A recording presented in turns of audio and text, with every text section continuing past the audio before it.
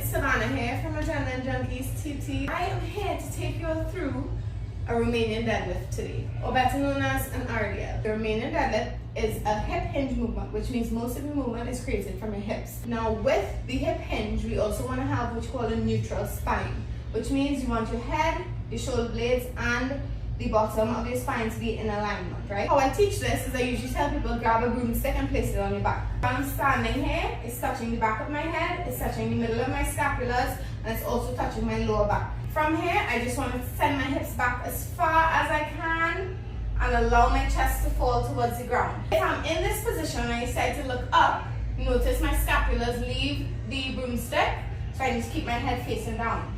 If I tuck my tailbone, notice my lower back leaves, that means I'm doing it wrong. So you stick your you stick your butt back out, and that's your neutral spine. So when you get into your start position, all I want you to do is pull your shoulders back, stand nice and tall, get your chest out, your core is always tucked. So at this point, I don't need you standing up like this, no.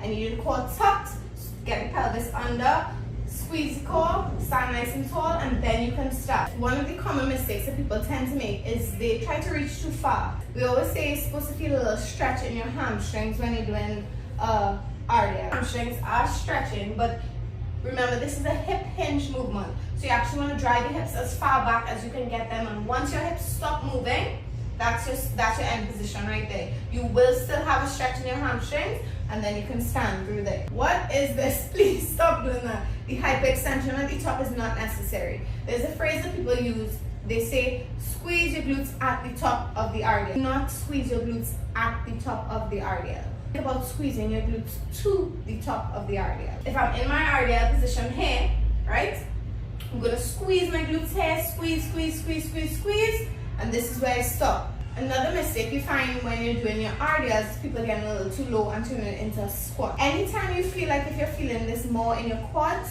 that means your knees are bending a little too much. If I get into a position that looks like this, more closer to conventional deadlift or squat, all the tension here is on my quads. At this point, I actually want to pop my glutes a little bit, and now I'll be in what you call an RDL position, because now I have a stretch in my hamstring and I can feel the tension in my glutes. From here, I can squeeze my glutes and stand. The tip I like to use with my clients, I tell them either think about closing a door with your hips, or think about somebody actually forcefully yanking your hips back. You're pushing or pulling your hips back, and then you're standing through. Okay, so very quickly, I'm just gonna run through how you do this on a barbell. Hand placement. I actually like to take my thumbs, I touch my leg with my thumbs, and then I wrap my fingers around. First rep should always be a deadlift. So you drop your hips a little bit, keep your shoulders retracted, and then you stand with the bar.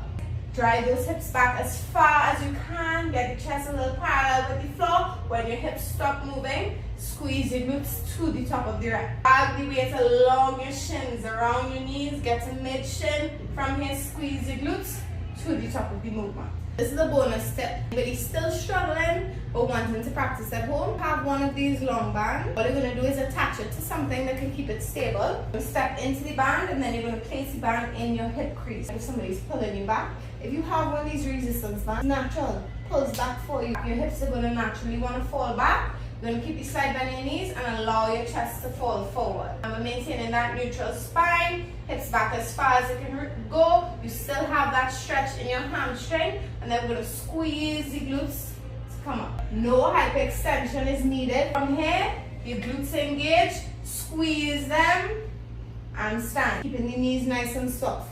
RDLs are definitely a movement that people complain about back pain a lot. So I do hope that these little tips and tricks help, and these little do's and don'ts help as well.